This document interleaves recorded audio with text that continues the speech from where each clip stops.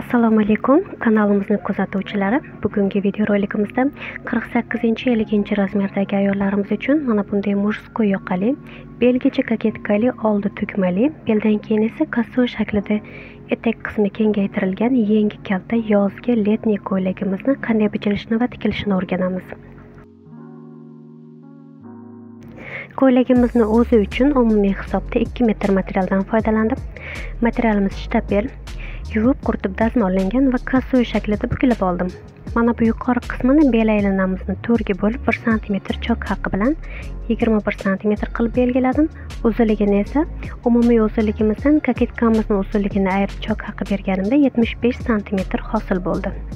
Kesib olamiz.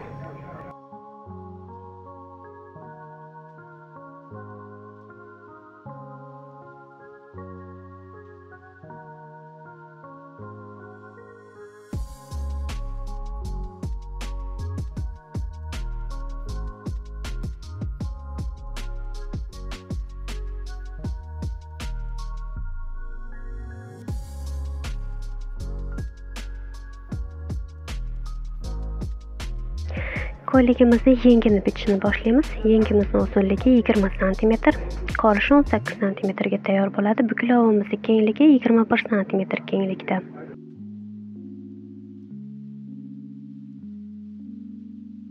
Buklangan tarafdan kenglikka 3 cm o'lchaymiz.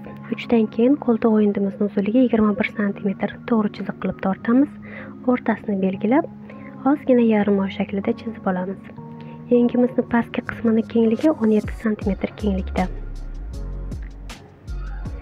Navbat ko'ylagimizning orqa koketkasini bichishga. Yelka kengligimiz 20, bo'yin o'yindimizga 9, yelkamizning qiyaligi 3 cm. Orqa o'yindini 1 cm qildim, chunki yoqa qo'yishimiz kerak. Koketkamizni uzunligi chok haqlar bilan 42 cm.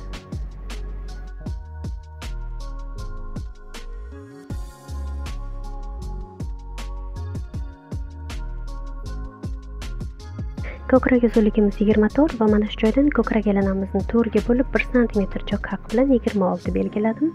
Qo'ltiq o'yindimizning uzunligi 21 cm. Koketkamizning eng pastki qismining kengligi esa ko'krak aylanaga nisbatan 1 cm kam qilib belgilandi. Kesib chiqamiz va betichkalarimizni chizib olamiz. Buklov tarafdan kenglikka 9 cm, balandligini 10 cm qilib betichka chizdim. Ikkinchi tomoniga ham xuddi shunday qilib chizib chiqamiz. Ko'ylagimizning oldi koketkasini bichishni boshlaymiz. Koketkamizni uzunligi 42 cm. Chekkadan ochiq tarafdan 5 cm tugma uchun masofa tashlab chizib chiqamiz va mana shu chiziqdan keyin bichishni boshlaymiz. Yelka kengligimiz 20 cm, bo'yin o'yindimizning kengligi 9, chuqurligini 13 cm qildim. Yarim oy shaklini chizamiz. Yelkamizning qiyaligi oldi tarafda ham 3 cm.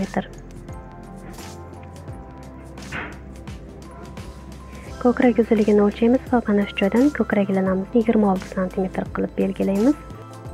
Koketkamizni pastki qismi, ya'ni belining kengligini shunga nisbatan 1 cm kam qilamiz. Qo'ltiq o'yindimiz xuddi orqadagidek 21 cm.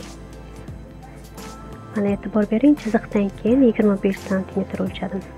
5 cmlik chizig'imizdan keyin betichka chizib olamiz. 9 cm kenglikka, balandlikka 8 cm.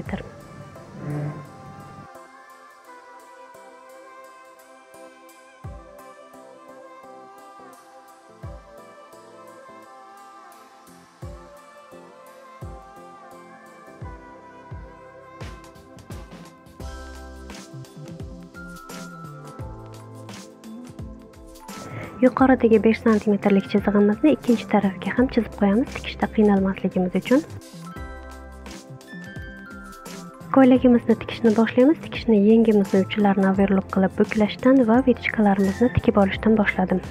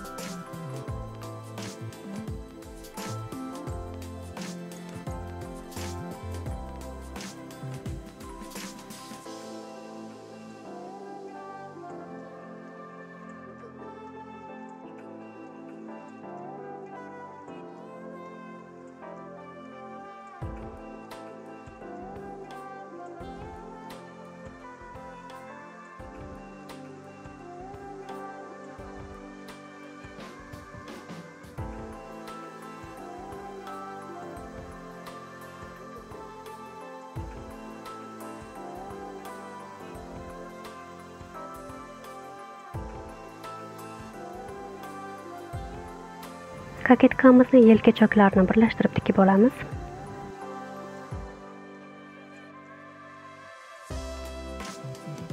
Endi esa yoqa qo'yish uchun bo'yin o'yindimizning kengligini o'lchab chiqamiz. Mana shu holatda koketkamizni ikkiga buklaymiz. Oldi koketkamizni bo'yin o'yindimizning chekkasidan 2,5 cm masofaga belgi qo'yamiz va o'sha joygacha o'lchaymiz.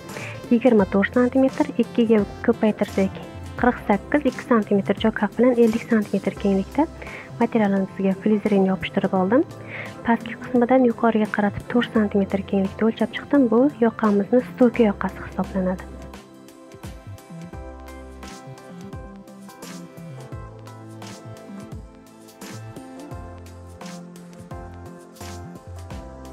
Yoqamizning chekkasidan 3 cm o'lchaymiz. Bu tugma uchun bir-biriga o'tkazilish hisobi. Ikkinchi tarafdan ham xuddi shunday. Yoqamiz mana bu joyining kengligi 8 cm. Yoqamizning o'rtasini belgilab qo'yamiz. Mana bu joyni 50 cm belgimizga qaratib qiyalatib chizib qo'yamiz. Mana e'tibor bering. Har ikkala tarafni shunday qilib chizishimiz kerak.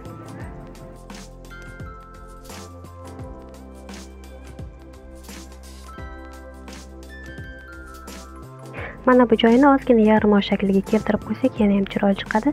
Yoqamizni o'rtasiga qo'ygan belgimizdan ozgina 1 cm qiyalikda qilib chizib oldim. Bu yoqamizni yana ham chiroyli chiqishiga yordam beradi.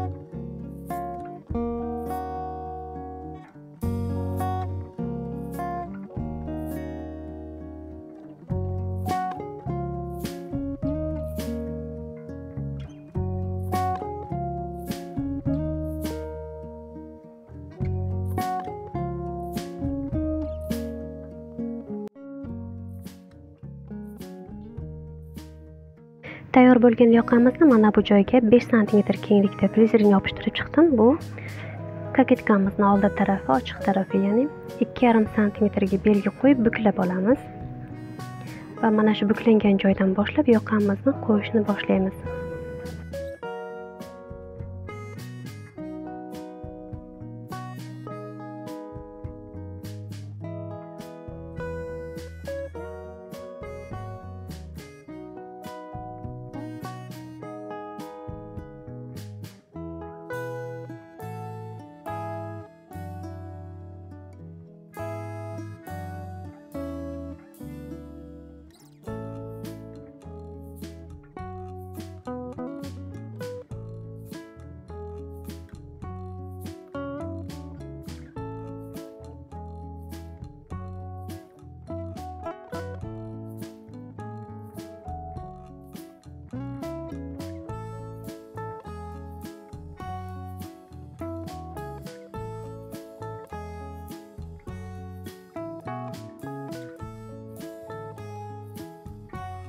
Oldi tarafda 2,5 sm buklangan joyimizni oxirigacha chok bilan berkitib qo'yishimiz mumkin.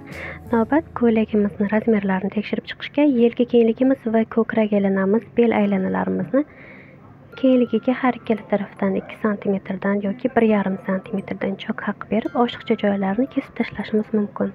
Qo'ltiq o'yintimizni ham xuddi shu tariqa 21 sm uzunlikda qilib tekislab oldim. Kaketkamizni pastki qismini notekis joylarini ham kesib tashladim.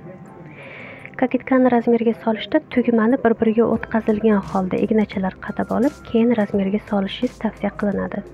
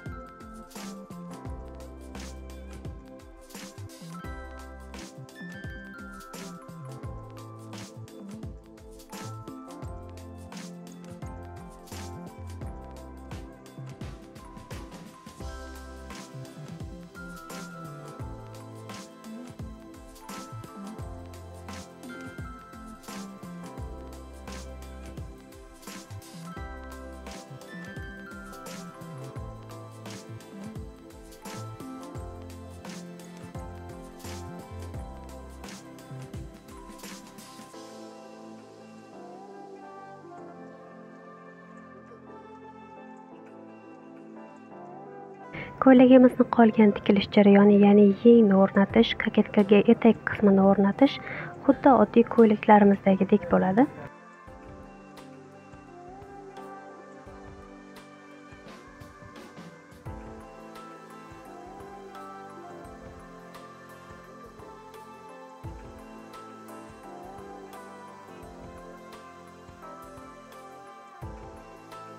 Ko'ylagimizni tikib nihoyasiga yetkazdik. Juda ham chiroyli chiqdi. Mana tayyor holatini ko'rib chiqamiz. Yoqamiz. Ingichkagina, tonkagina juda ham chiroyli chiqdi. Ko'ylagimizni oldiga qo'ygan tugmalarimiz va etak qismimiz. Eslatib o'taman, ko'ylagimiz 48-razmerdagi qizlarimiz uchun mo'ljallab tikildi. O'ylaymanki, bugungi videorolikdan ham o'zingiz uchun biror foydali ma'lumotga ega bo'ldingiz. Kelasi videoroliklarda bundanda qiziqarli, bundanda chiroyli fasollar bilan ko'rishgungacha xayrlashaman. Bizni kuzatishda davom eting, o'zingizni ehtiyot qiling, Allohga omonat bo'ling.